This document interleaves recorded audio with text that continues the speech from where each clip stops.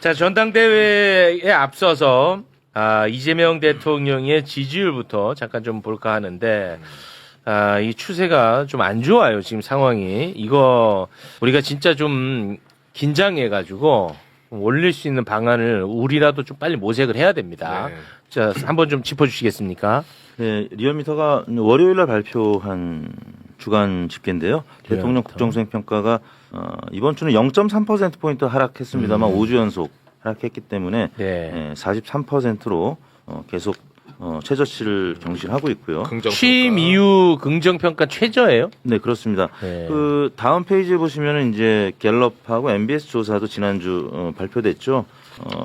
각 사 모두 44%, 49%로 최저치를 지금 기록하고 있는 그런 상황인데 지금 부동산 문제가 한국 갤럽 조사에서 그 평가 이유를 물어보면 네. 부동산이 정책이 잘못돼서라는 의견이 지금 가장 높게 부동산. 지난주 조사 대비 8%포인트 오른 30%가량으로 나타나서 부동산 문제가 가장 심각한 네. 이슈고요. 그다음에 근데 이렇게 나오면은 또 각자 입맛에 따라서 이거 해석을 또 다 달리해.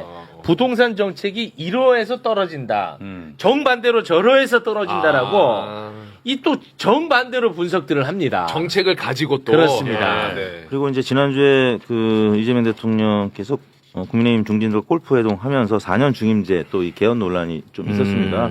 이게 또 전당대 한 가운데 있었던 일이기 때문에 네. 평상시 같으면 여당에서 뭐 이런 야당의 공격을 방어막을 쳐주는데 지금은 전당대회를 한참 뜨겁게 하다 보니까 대통령의 이런 관련된 부정적 이슈에 대해서 방어막을 쳐주지 못하고 또 일부 민주당 지지자들 중에는 대통령한테 좀 부정적인 평가를 좀 했던 한 주간이었기 때문에 이번 주까지는 지표가 좋지 않았고요. 제가 볼 때는 이번 주 이제 월화수목금 이제 계속 조사를 하잖아요. 네네네. 그러면은 어제 이제 낙선했던 대표 후보라든지 또 당선됐던 그 친청의 뭐 최민희 최고라든지 인터뷰를 오늘 할 때 네. 굉장히 또 통합을 강조하는 네네네. 발언을 네. 많이 하셨기 때문에 네. 제가 볼 때는 지지자들도 네. 조금 이제는 통합에 방점을 두고 네. 또 김민석 대표도 수락연설에서 이제 A, B, C 플랜 얘기하면서 두 번째 B가 통합이었거든요. 네. 그래서 제가 볼 때 이번 주부터는 조금 대통령 지지율이나 정당 지지율이나 반등하지 않을까 생각해 봅니다. 네, 예. 좋습니다. 자, 그러면 전당대회 결과를 좀 살펴보도록 하겠습니다. 저희 매불쇼가 좀 너무 오랫동안 쉬어가지고 네네. 요거를 잠깐 좀 정리를 할 필요가 있을 것 예. 같은데 호남에서 김민석 후보가 이제 압승을 했고요. 서울 경기에서는 김민석 후보가 박빙 우세를 했는데 예. 일단 호남부터 좀 살펴볼까요? 네, 호남권 득표를 보면은 송영길 후보 9.81%, 정청래 후보 32.65%, 김민석 후보가 57.54%로 24.89%포인트 앞섰습니다. 네, 호남이 이제 중요하다는 얘기를 계속 했었는데 네. 굉장히 격차가 컸어요. 네. 네. 리얼미터 조사 결과는 거의 똑같이 나왔네요. 정말이에요? 그럼요. 정말 제가 그 거짓말하면 큰일 나요. 지난주 월요일 날 방송에 제가 나와서 이 지표를 보여드렸잖아요. 호남. 그러면서 김민석 후보 당선이 조금 유리한 상황이 됐다라고 했는데 리얼미터 조사 결과 이게 첫 번째 페이지가 이제 저희가 지난주에 소개해드린 호남 결과인데 57.7% 김민석 후보가 지지를 받았는데 실제 득표를 57.5% 했어요. 이 정도면 수리수리 이택수리 아닌가요? 그러네. 그 정도로 거의 맞췄다고 봐야겠네요. 네. 네. 그리고 수도권도 사실 리얼미터 조사는 한 5%포인트 앞섰는데 이제 살짝 앞서는 결과가 나왔는데 사실 이제 지난 주말을 거쳐서 대통령 지지율이 아까 소개해드렸습니다만 많이 빠졌잖아요. 그러면서 어제 발표된 민주당 전당대회에서 30% 반영된 조사는 조금 의외의 결과가 나왔거든요. 이른바 친청계 이성윤 후보가 많이 높게 나오고 그래서 한 며칠 사이에 대통령 지지도가 빠지면서 또 반명 이제 그런 표현 안 썼으면 좋겠는데 지난주까지는 아무튼 그런 표현을 쓰면서 우리가 전당을 했었기 때문에 그래서 친청계 후보들이 좀 득표가 많이 나오는 그런 결과가 나오기도 한 것 네, 같습니다. 뒤에 이야기까지는 끌어다 쓰지 마시고 이런 거 제가 제일 싫어하는 스타일이에요. 네, 수리수리 이택수리. 네. 차근차근 갑니다. 차근차근 가겠습니다. 네네네. 혹시 이 결과에 덧붙일 말씀 있으시면 중간중간에 하셔도 됩니다. 네. 자, 그럼 호남은 김민석 후보 압승 살펴봤고요. 방금 말씀하신 서울 경기 한번 볼까요? 서울 경기로 가보면 송영길 후보 7.05%, 정청래 후보 46.28%, 김민석 후보 46.66%로 0.38%포인트 우세했습니다. 네. 자, 그리고 이제 또 여론조사가 30% 반영이 되지 않습니까? 네. 선호 투표를 이제 적용한 여론조사 수치만 공개가 되기 때문에 당대표 여론조사 30% 반영되는 부분 한번 살펴볼까요? 여론조사를 보면요. 정청래 후보 50.7%, 김민석 후보가 49.3%를 득표했습니다. 네, 그래서 결국은 이제 과반 득표한 후보가 없었어요. 네. 그래서 이제 결국 이제 선호 투표로 갔는데, 자, 최종 결과 한번 보겠습니다. 자, 최종 득표율입니다. 정청래 후보 45.92%, 김민석 후보 54.08%로 8.16%포인트 차이로 당선이 됐습니다. 네. 이렇게 이제 김민석 후보가 민주당 당 대표로 당선이 됐는데요. 김민석 민주당 대표의 수락 연설 저희가 또 영상으로 준비했는데 이렇게 다 차근차근 준비가 돼 있는데 다 끌어다 써가지고 수리 백수리 완벽합니다. 자, 영상 함께 보겠습니다. 당원께 감사드리고 국민께 감사드리고 하늘에 감사드립니다. 1인 1표의 전도사이신 정청래 후보님, 준비된 지도자 송영길 후보님, 저보다 더 뛰어난 역량을 가지신 두 후보님께 감사드립니다. 영광이었습니다. 많이 배웠습니다. 감사합니다.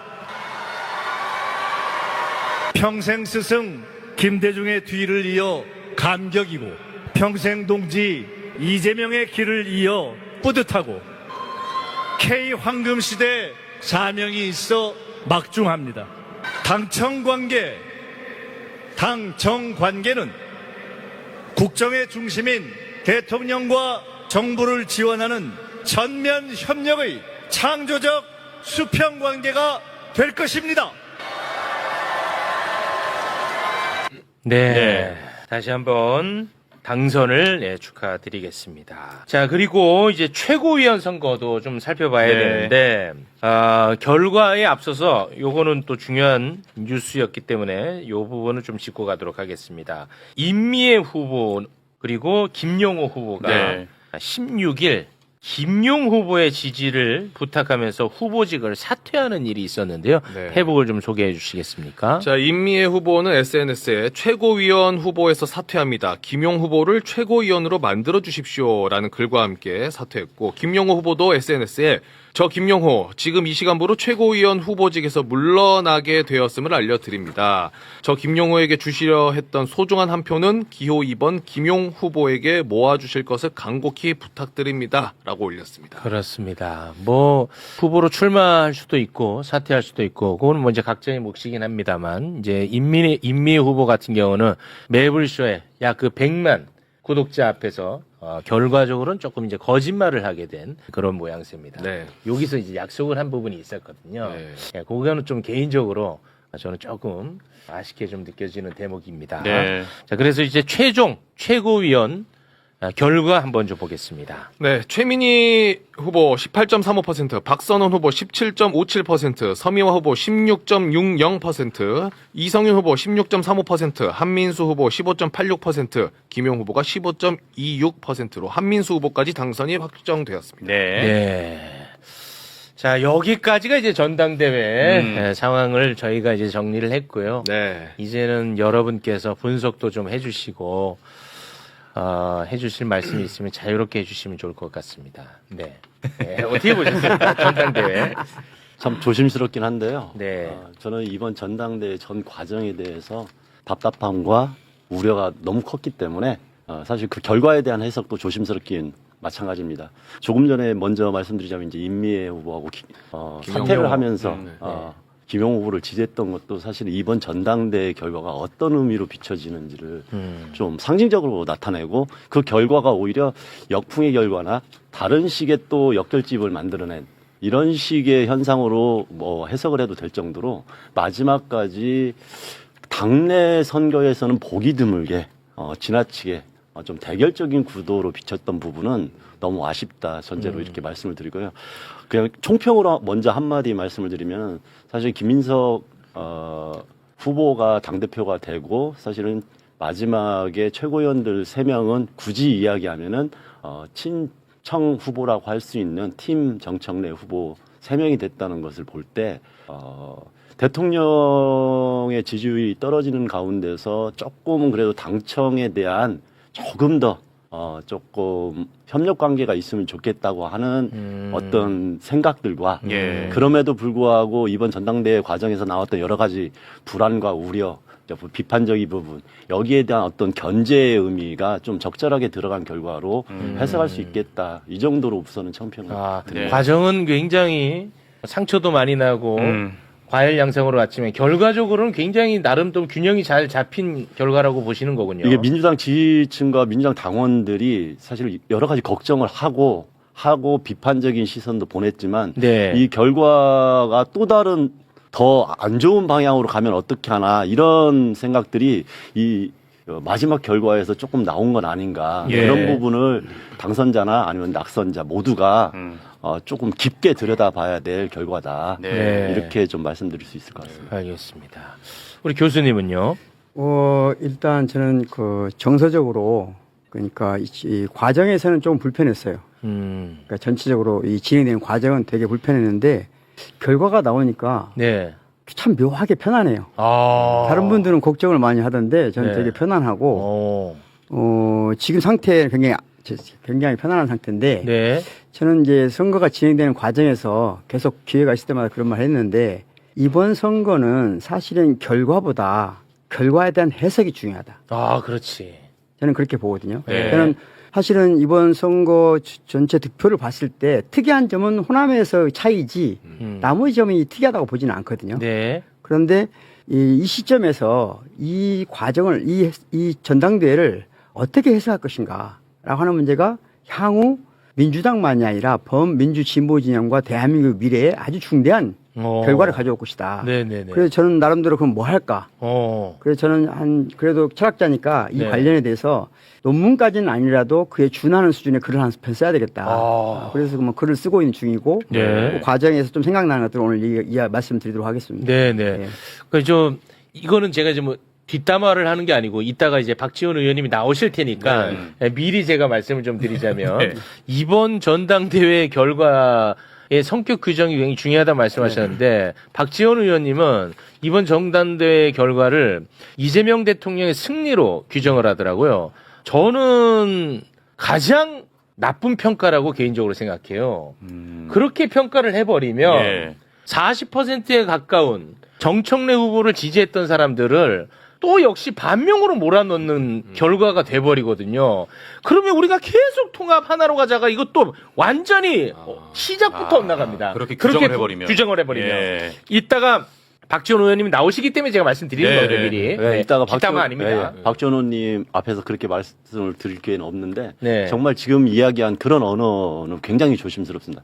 어떻게 이게 이재명 대통령의 승리라고 규정을 할 수 있겠습니까? 네. 그러면은 실제로 이 결과가 이재명 대통령과 아니면은 이재명 대통령을 지지하지 않는 사람들과의 대결처럼 구도로 만드는 그러니까요. 거거든요. 예. 그래서 그런 워딩은 굉장히 좋지 않다. 이재명 대통령한테 가장 나쁜 해석이에요. 네네. 예, 예. 그거 다 빼갖고 그걸 뭘 어떻게 하겠다는 거야 앞으로. 아까 이야기했듯이 네. 이번 전당대회가 굉장히 보기 드물게 좀 감정적인 아니면 노선 갈등처럼도 비춰질 정도로 사람들을 답답하고 힘들게 한 전당대회였던 것은 누구도 부정하기 힘들 겁니다. 네. 그런 부분에서 그럼 이 결과와 원인, 과정 여기에 대해서 우리가 무엇을 보고 무엇을 반성하고 무엇을 해결하기 위해서 더 노력해야 되느냐. 이게 이제 신임 지도부의 역할일 텐데 이 평가를 그 전에 전당대회에서 갈등 구조로 해석을 해버리면은 그 미래에 대해서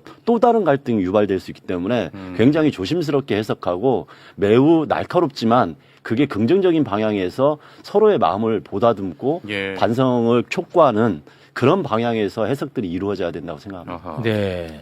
야구에서 보면 제가 먼저 네. 말씀드릴게요. 야구에서 보면 옛날에 빠따 던지기 빠던 빠빠던. 잘 안 했는데 요즘 조금 뭐 허용되긴 합니다만 상대 투수를 배려해서 빠던 안 하잖아요, 잘. 네. 예. 그리고 미국에서는 뭐 거의 한국보다 더 지금 엄격한 기준이 있는데 정치에서는 사실 빠던은 더 조심해야 되거든요. 패배자에 대해서 예우하고 또 패배자나 낙선자들을 지지하는 당원 또 지지자들 국민들이 있잖아요. 그래서 네. 그런 부분들을 위해서는 뭐 이런 표현은 조금 자제하는 게 좋을 것 같고 사실 이번 전당대회가 저는 황금률에 의해서 나뉘어졌다라고 봅니다. 이게 어느 특정 세력을 완전히 지지하는 것도 아니고 그러니까 이재명 대통령이나 아니면 김민석 전 총리 그래서 당청 관계에 이제 뭐 창조적 수평 관계라는 말씀은 하셨습니다만 뭐 굳이 따지자면 낙수 효과를 지지하는 그 대통령한테 한 재신임을 하는 이런 세력이 한 절반 정도 있었던 거고 또 당원들로부터 올라오는 분수 효과라고 할 수 있는 당원으로부터 이 권력이 나온다라는 것을 보여준 게 또 절반 가까이 됐잖아요. 굳이 이제 이순위 선호 투표에 의해서 한 10% 가까이 차이는 났습니다만 실제 투표 결과는 거의 박빙으로 나왔다고 봐야 될 것 같고 네. 그런 차원에서 이제 호남 민심이 약간의 가르마를 타준 건데 아무튼 지금부터는 표현도 좀 조심스럽게 네. 통합의 방점을 둔 뭐 그런 좀 자제하는 그런 부분이 필요할 것 같습니다. 네. 저는 일단 기본적으로는 이번 선거를 누가 승리했고 누가 패배했다고 보기 어려운 선거라고 봐요. 기본적으로는 승패로 빨리 확인하려고 하는 건 누가 승리했다 이런 식의 그 해석은 좋지 않다고 보고요. 다만 이 해석을 제대로 해보기 위해서 저는 이재명 대통령을 처음 알게 된 게 성남시장 할 때거든요. 그래서 2010년부터니까 15년 동안 그러니까 비교적 저는 이제 그 김대중 대통령 시절 그 이전부터 정치적인 관심을 가져왔는데 특히 이재명 대통령에 대해서 굉장히 좋아했어요. 네. 막 처음 나왔을 때부터 줄고 좋아했는데 그래서 제가 이제 이 선거가 끝나갈 때쯤 돼서 나는 왜 이재명을 좋아했지? 이재명은 나만 좋아한 게 아니라 이재명을 좋아했던 많은 사람들은 무엇 때문에 좋아했지? 그 두 가지 이미지가 있는 것 같아요. 네. 첫 번째는 이재명 대통령은 성남시장 이외로 탁월한 행정 능력을 보여준 거예요. 탁월한 행정 능력을 보여줬고 누가 봐도 능력 있는 행정가다라는 네. 느낌을 지금도 가지고 있다고 생각합니다. 예.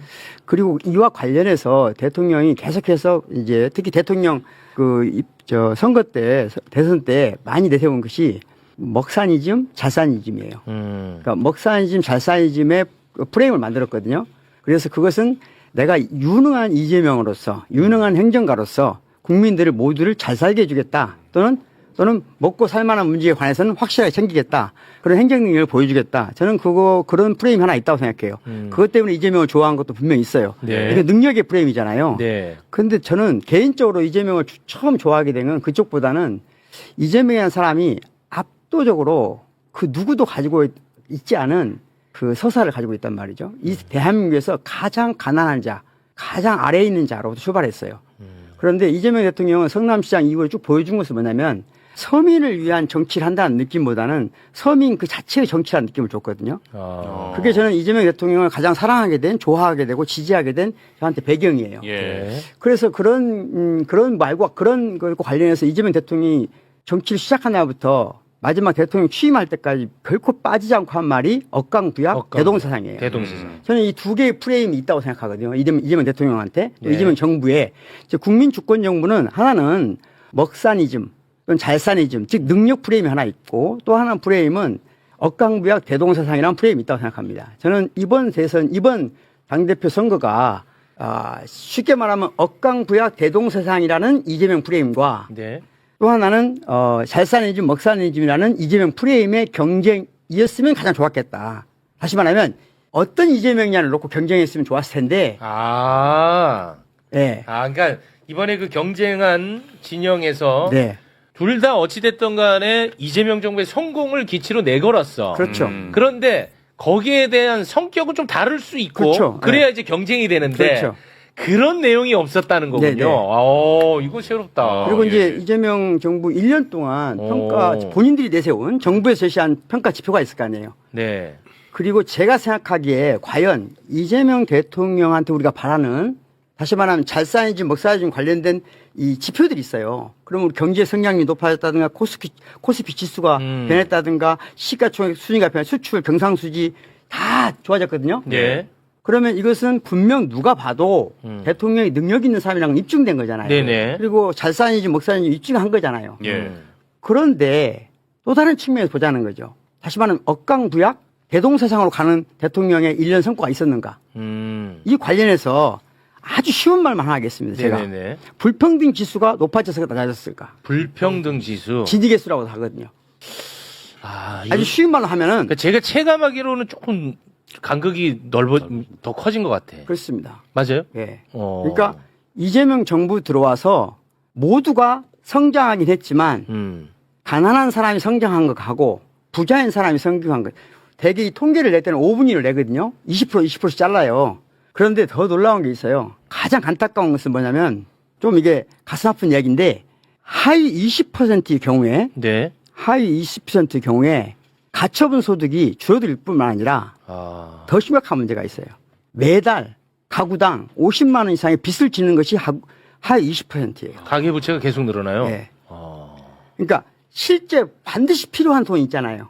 또 버는 돈이 있잖아요. 네. 이 차이가 실제 소비한 돈하고 실제 쓰는 돈하고 번 돈 다 제가 만든 게 아니고 국가에서 다 내놔요. 통계 내놓으면 51만 9천 원이 월 평균 적자입니다.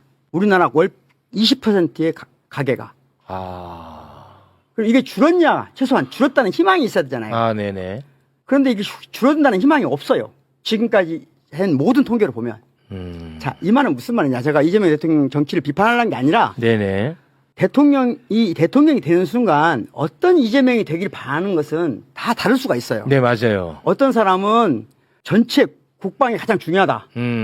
성장률이 가장 중요하다. 이렇게 생각할 수 있고 아니야. 국가 경쟁력이 중요하다. 생각할 수 있고 그분 중요하지만 내가 생각하기에는 이재명한테 내가 바라는 이재명은 분배의 정의가 실현됐으면 좋겠어. 분배의 정의가 실현되지 않더라도 예를 들자면 불평등이 있더라도 최소 수혜자, 최대 약자에게는 조금 나아졌으면 좋겠어. 이 기대가 있어야 된다는 거죠. 네네. 그런데 저는 생각하기에 지금 이재명 정부는 먹산짐 잘산해진 프레임에서는 성공한 대통령이 맞다. 하지만 아쉽지만 억강부약 대동세상에 있어서는 성공했다는 지표가 없다.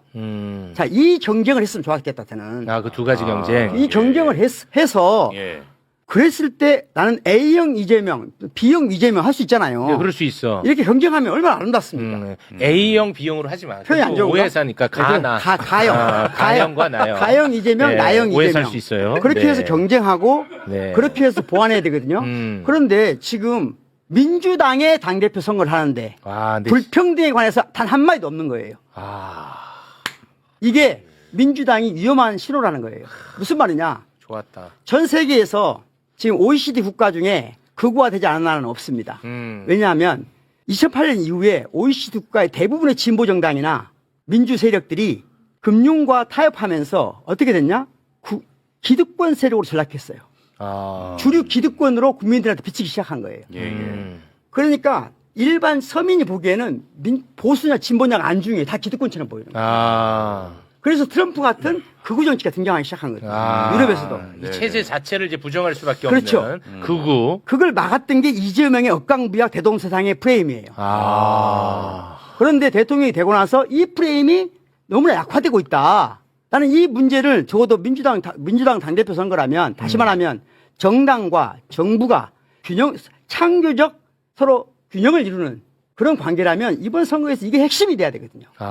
그런데 대통령이 누구를 좋아하니 나빠하니 이런 게 프레임이 된 것이 이 선거가 저는 그래서 모두에게 패배를 안긴 선거다. 지금도 저는 민주당이 바로 이 문제로 돌아가지 않으면 저는 민주당이 지금 예를 들자면 서민들이나 하위 20% 입장에 눈으로 봤을 때 소득분이 하위 20% 눈으로 봤을 때 또는 청년의 눈으로 봤을 때 그냥 주로 기득권 세력뿐이에요. 민주 진보 진영이 아니에요. 이 문제 어떻게 답변할 거예요? 자, 그래서 저는 화합은 절대로 하나가 되는 게 아니라고 생각해요. 노노의 자료에 나온 표현, 화의부동. 즉, 군자는 화의부동한다. 소위는 화의부동하는 게 아니고 같지만 서로 불화한다. 봉의불화. 저는 민주당이 지금 제대로 된 화해를 한다는 것은 하나가 되는 게 아니라고 생각해요. 하나가 되는 게 아니라 차이를 얼마나 존중할 것이냐. 그리고 그 차이가 얼마나 선명하게 서로 경쟁하게. 다시 말하면 왼쪽 날개가 민주당에 부러지고 있다. 왼쪽 날개가 부러지고 있는데 더 큰 문제는 여기 나와 계신 소수 정당들도 그 역할을 안 해주고 있는 거예요. 한창미 잘못하고 있다. 너무 권력이 민감해요. 나 욕하지 말고 우리 의원님도 잘 하세요. 한창미 대표님도 계시지만 진보 진영도 너무 권력 함수성이 너무 뛰어나가지고 가장 핵심적인 서민들의 대변하는 정책이나 이런 것들에 대한 목소리가 없어요. 담론 형사를 못하고 있어요. 자, 요거 잠깐 정리를 하자면 민주당은 이제 실제로 워낙 큰 정당이 됐어요. 그럼 그 안에서 이제 경쟁할 수밖에 없어. 그런데 뭐 누구랑 더 가깝니 친하니 이런 경쟁 유치한 경쟁은 그만 가치의 경쟁으로 좀 가자. 예. 그래서 뭐 쉽게 얘기하면 경제 성장이 중요한 것 아니냐 하는 가치. 또 하나는 가계 소득을 좀 키워주는 쪽으로 가야 되는 거 아니냐 네. 하나의 가치. 이런 경쟁. 그렇습니다. 와, 난 오늘 좋은 것 같은데 왜 다들 또 별로네 반응이? 난 좋은데 오늘 얘기. 왜 별로인지는 제가 말씀드리겠습니다. 별로요. 예. 별로. 사실 이런 이야기를 아까 이제 진보진영에서 안 했다고 하는데 무수히 이야기하면서 광장의 목소리를 들으라고 했는데 민주당의 모든 평론가들이나 민주당 지지자들은 아무도 관심을 안 가졌어요. 와, 이게 맞다. 사실은 지금 박구영 의원님, 죄송합니다. 박구영 교수님이 원칙적인 얘기를 많이 해주셨어요. 맞아. 사실 우리가 계속 이야기했던 게 이겁니다. 과연 억강부약 대동세상을 이야기하고 한국 사회의 평등성을 높인다고 했는데 처음부터 이재명 대통령이 얘기한 건 실용주의고 중도 전략이었어요. 그때 모든 이재명 대통령을 좋아하는 사람들이 맞다 했지 아닙니다. 이거 같이 고민해야 됩니다. 얘기한 사람 아무도 없었던 게 지난 1년이었는데 갑자기 이번에 전당대회에서 상대를 비판하기 위해서 이걸 들고 나오는 것은 사실 좀 한 번 더 우리 민주당이 자신들을 돌아보고 민주당에 적극적으로 얘기했던 많은 지식인들과 그다음에 평론가들 모두 한 번쯤 돌아봐야 된다. 진익에서 이 이야기 나왔는데요. 일제시대 이후에 가장 불평등이 강하다고 작년에 제가 몇 번을 얘기했습니다.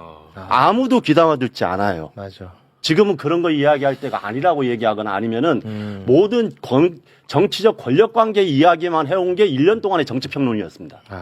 그래서 네, 그래서 저는 이 부분에 대해서는 정말로 민주당이 거대화되고 이재명 대통령에 대한 신뢰도가 높아서 모든 사람들이 이재명 대통령의 입만 바라보고 있을 때 그때 과연 민주당 안에서는 어떤 이야기들이 오갔느냐. 예를 들어서 금융세제 개혁이 나올 때도 오히려 금투세부터 계속 오히려 다른 이야기가 나왔어요. 그 전에 이재명 대통령이 이야기했던 실질적으로 아래를 두텁게 하는 정책들이 나올 때마다 민주당 안에서는 실용이라는 이름으로 다른 비판의 목소리가 나오고 그런 비판의 목소리가 합리적이라고 이야기하면서 그런 사람들을 한참 띄웠습니다. 그게 1년 동안의 흐름이었다는 것을 우리 한번 명확하게 되돌아봐야 된다. 그러니까 최근에 대통령께서 억강부약과 관련된 이제 부동산 정책을 내놓았잖아요. 네. 부동산 정책 중에서 민주당이 갑자기 의원들이 반발을 한 경우가 있었어요. 맞아요. 그 내용이 대부분은 사실은 이재명 대통령 이름으로는 억강부양 정책이거든요. 네. 근데 그것에 대해서 사실은 민주당의 반기를 든 거예요. 맞아요. 저는 그게 나쁘다고 생각하지 않는다니까요. 그러니까. 그렇게 세력화해라. 그리고 그걸 명확히 발전시켜라는 거예요. 왜냐하면 그게 나쁜 게 아니거든요. 예. 그런데 반대편도 똑같이 존중해야 되죠. 그러니까 서로 차이를 명확히 하고 차이를 존중해야 연대가 이루어지는 것이고 그게 민주당의 화합이고 민주당이 지금이 정점이 아니라 더 나은 길로 갈 수 있거든요. 근데 지금과 같은 방식으로 가면 민주당은 계속해서 약자와 서민과 청년으로부터 외면받는 주류 기득권 정당으로 퇴보할 가능성이 매우 높아요. 지금 그 기점, 그걸 확인한 전당대회였다. 그러니까 지금부터 저는 퍼포먼스를 통해서 화해하자, 뭐하자, 탕평책 이런 건 다 쓸데없잖아요. 그래요? 그건 예를 들자면 지금 김민석 당대표가 화해의 퍼포먼스를 보이잖아요. 그러면 사람들이 네. 위로받는 게 아니고 관람자로 전락합니다. 관람자로? 그렇게 되게 돼 있어요. 지금 그런 게 중요한 게 아니다는 거예요. 그러니까 오히려 민주당 내에 서로 다른 날개를 존중해 주자. 그리고 서로 다른 날개를 형성해 가자. 그래야 진짜 이 나라에 의미 있는, 즉 주류, 언제 민주당이 주류 기득권 세력 정당이었습니까? 그런데 우리 세대는 그런 느낌이 없거든요. 민주당에 대한. 그런데 약자나 사회적 약자나 또는 청년들이 물어보세요. 다 기득권이죠. 그냥 기득권 세력이에요. 맞아요. 네. 그리고 우리가 실제로- 국민의힘 보는 시각이랑 똑같아요. 그리고 실제 지금 결과를 보면 그게 입증이 된단 말이에요. 그럼 이걸 바꿔야만 한다고 하는 정치 세력이 있어야 될 거 아니에요. 민주당 내에. 네네. 그리고 그 민주당 내에 그 세력이 왼쪽에 있는 정당들하고 나중에 더 연대의 끈을 넘기고 그래야 각 국가가 튼튼해지죠. 그런 계기를 삼았으면 좋겠다는 거예요. 저 여기서 한마디만 덧붙이면 지금은 박규영 교수님이 얘기했던 게 굉장히 좋은 말씀입니다. 네. 이번에 전당대회가 지난 1년을 바라보면서 우리가 돌아보고 사실은 다음에 이재명 정부의 성공을 위해서 3년 동안 어떤 기조와 어떤 정책적 방향으로 가야 되는지 이런 정책 선거가 돼야 되는데 과거를 파는 파묘 선거가 됐다는 비판이 나왔잖아요. 이게 이제 모두한테 상처가 되는 선거였다 이 말씀을 다시 한번 드리고 마지막에 김민석 당대표가 수락연설 할 때 ABC 전략을 가져왔어요. 네. 사실은 이건 뭐 김민석 후보에 대한 선거 과정에서의 평가를 떠나가지고 딱 하나 그것만 저는 눈에 들어왔어요. ABC 전략. A 같은 경우는 이제 생활비 정치 전략이라고 해가지고 실제로 우리 생활비 국민들이 삶이 얼마나 나아지지 않았는지에 대해서 반성하는 전략에서 이걸 중심으로 가겠다 이렇게 이야기한 거예요. 근데 이 생활비 전략은 미국의 민주사회주의자 DSA의 전략이고 이전에 한동안 대한민국에서 뭐 뉴욕시장 조던 만다니가 됐네 하면서 난리쳤을 때 그 전략이에요. 네. 그러니까 감당할 수 있는 뉴욕 해가지고 지금의 임금으로 지금의 물가와 지금의 주택시장 이거 감당하느냐 서민들이 감당 못한다. 그러기 위해서 서민들을 위해서 사회적 약자를 위해서 감당할 수 있는 뉴욕을 만들자. 이게 민주사회주의자들의 이야기고 우리 진보정당들이 했던 이야기인데 이번에 그게 나왔어요. 네. 그 얘기를 했고 이제 비 같은 경우 보더로 전략 같은 경우도 이제 연대연합 그 다음에 모든 수혜가 모든 사람들한테 가게 하는 이런 정책적 기조를 한다고 해서 그 얘기가 나왔어요. 그 다음에 세 번째 실제로 성과를 내겠다. 단순한 이념을 넘어서. 그래서 ABC 전략인데 네. 사실 이것을 뭐 어제 영어로 해가지고 사람들한테 복잡하게 설명하더라고. 그러지 말고 실제로 사람들의 삶이 그 다음에 더 아래로 더 두텁게 민생을 책임지는 정당으로 가기 위해서 이렇게 하겠다. 이게 마지막 이재명 정부를 성공하는 길이다. 이 이야기가 사실 선거 초반부터 나와가지고 그걸 가지고 그러면은 구체적으로 어떤 정책, 어떤 것을 우선으로 해서 갈 것인가 맞아. 이런 전략으로 나왔으면은 훨씬 좋았을 거다. 네. 이게 바로 지금 박구영 교수님이 얘기했던 이번 전당대회의 포지셔닝이 잘못돼서 서로가 상처를 주는 전당대회로 갔다. 여기에 대한 반성이 이루어져야지 네. 다음에 통합과 화합도 가능하고 우리가 이야기한 이재명 정부 성공이라는 게 도대체 어떤 걸 성공을 이야기하냐 이런 구체적인 좋은 논쟁으로 갈 수 있다. 아. 이 말씀을 꼭 강조하고 싶습니다. 이런 이야기조차 오늘 처음 들어봅니다. 아, 그렇습니다. 진짜. 아, 저는 오늘 진짜 너무 좋은 시간이었던 것 같습니다. 그러니까 네. 그 아까 마무리 제가 멘트인데. 하위 20% 얘기했잖아요. 네. 조금 더 누구나 체감할 수 있는 통계를 말씀드리면 그러니까 50% 대한민국 국민의 50%가 가처분 소득이 상위 50%가 비교했을 때 현격하게 차이 나는 게 6년 만에 최악이에요, 지금. 아, 지금이 제일 네. 안 좋아요. 그러니까 우리가 어느 순간 지금 더 잘 살아지게 된 것만 보게 된 눈을 받게 되는 것은 아. 우리 스스로가 이미 이 해설을 하는 저 역시 주류 기득권 세력이기 때문에 그게 안 보이는 것이 맞아. 있는 거예요. 그래서 지금은 그야말로 민주당이 다시 살아나려면 막 청년 이런 말 할 게 아니고 지금 가장 어려운 사람들의 갖춰준 소득부터 올려야 된다. 빚지고 인생 자체가 빚이 되면 안 되잖아요. 그렇습니다. 하루하루가 삶 자체가 빚이 되는 인생이 지금 빚이? 20%가 넘는다니까요. 네, 맞습니다. 이걸 빨리 바꿔주고 어떻게 바꿀 것인가가 지금 저는 화합의 가장 큰 키워드라고 생각해요. 그래서 이야. 김민석 당대표가 A 얘기할 때 어포더빌리티라는 것은 예를 들면 미국에서는 만단위 얘기할 때 세 가지예요. 미국 뉴욕에서 보통 사람들이 세 가지의 물음입니다. 그냥 약자든 청년이든 누구든지 첫 번째 뉴욕에 사는 모든 사람이 작은 집이라도 가질 수 있는가? 주택. 첫 번째 그거거든요. 두 번째 네. 아플 때 병원에 갈 수 있는가? 세 번째 누구 교육 좀 배우고 싶을 때 배울 수 있는가? 진짜 기본이네. 이 세 가지거든요. 근데 미국에서는 잘 안 돼요. 예. 우리도 지금 이게 안 되는 게, 즉 빚을 안 지고는 이게 안 되는 게 대부분 50%예요. 아. 서울에 살고 있는 사람들의. 그럼 그 문제를 어떻게 할 것인가를 답변해야 되는데 네. 그 어포더빌리티라는 게 즉 뭐냐면 미국에서 만단위만 그 얘기를 하는 게 아니에요. 공화당 안이 있고 민주당 안이 있어요. 똑같은 얘기를 봐요. 민생정치라고 하는 것도. 공화당은 뭐라고 하냐? 기업의 규제가 너무 강화되는 걸 없애야 된다고 생각하니까. 아. 똑같은 단어를 놓거든. 아, 네. 오케이, 오케이. 그러니까 그렇지. 김민석 당대표가 앞으로 다시 말하면 어느 쪽 할지는 몰라요. 아, 그건 몰라. 그러니까 민주당 내에 그것도 똑같이 경쟁이 있을 수 있는 거예요. 그 가치 그냥 경쟁이 있어야 된다. 지금 대부분의 사람들이 그 언어를 만단위가 한 것만 생각하고 아 그래도 김민석 당대표께서 이제 만단위의 길을 가려고 하나 이렇게 생각하는 건 제가 보기엔 너무 빠른 판단이라고 생각해요. 섣부른 판단이다. 두 가지가 가능하다. 아, 어느 한쪽이 좋고 나쁘면 없다. 오케이. 민주당 내 두 날개를 만들자. 알겠습니다. 그리고 서로 존중하고 인정하고 그래서 연대하자. 아, 경쟁하고 연대하고. 예. 아, 너무, 나는 오늘 너무 좋았는데? 어때? 와, 나는 진짜 매불쇼가 자랑스러웠습니다, 오늘. 모든 방송 전당대회 관련해서 한번 보세요. 다 지금도 반명이니 뭐니 이 얘기, 인물 중심에 대한 이야기만 하고 있습니다. 네. 인물 중심의 경쟁, 이제는 좀 그만해라. 가치 중심으로 치열하게 경쟁해라, 연대해라. 이렇게 정리하겠습니다. 이런 얘기를 아예 처음 듣네요. 그렇습니다. 네. 지금 평론가들이 계속 이야기하는 게 도대체 이제 어떻게 정청래 대표가 이제 어떻게 나올 메시지를 낼 것이냐, 그다음에 김민석 후보가 어떻게 통합 메시지를 낼 것이냐 네. 이렇게 이야기하는데 사실은 그거에 그냥 메시지가 중요한 게 아니에요. 메시지에 들어있는 방향성이 중요하다고 생각해요. 예를 들어서 김민석 대표가 부동산 정책 지금 부동산 세제 나왔잖아요. 네. 민주당 안에서 서울시 수도권 의원들의 반발이 있어요. 맞아요. 근데 조금 전에 박병규 교수님 얘기했듯이 이것은 세제를 정상화하는 정도 수준이지 엄청나게 파격적이지도 않아요. 맞아. 저희들은 불만이에요. 그런데 그것도 지금 다음 총선에 불리하다 하면서 의원들이 이야기할 때 맞아요. 그걸 정확하게 어떻게 가르마를 타냐에 따라 가지고 논란들이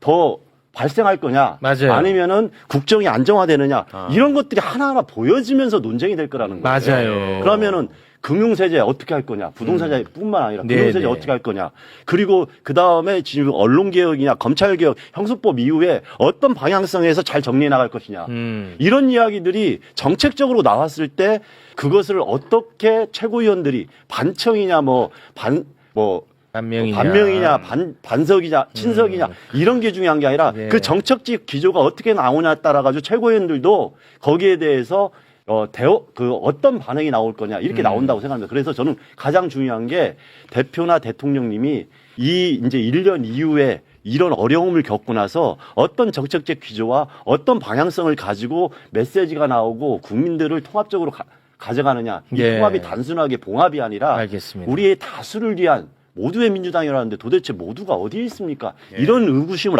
안 갖게 네. 그 방향이 가장 중요하다. 아유, 네. 고맙습니다. 네. 자, 더 이야기를 나누고 싶습니다만, 저희가 다음에 준비된 게 너무 많아가지고. 네, 일단은 너무 여기서, 이 얘기는 뭐 앞으로도 또 계속 해야 되는 해야 얘기니까, 예. 이 정도에서 마무리를 짓겠습니다. 세 분 덕분에 오늘 저는 개인적으로 너무너무 보람됐습니다. 세 분 진심으로 고맙습니다. 감사합니다. 고맙습니다.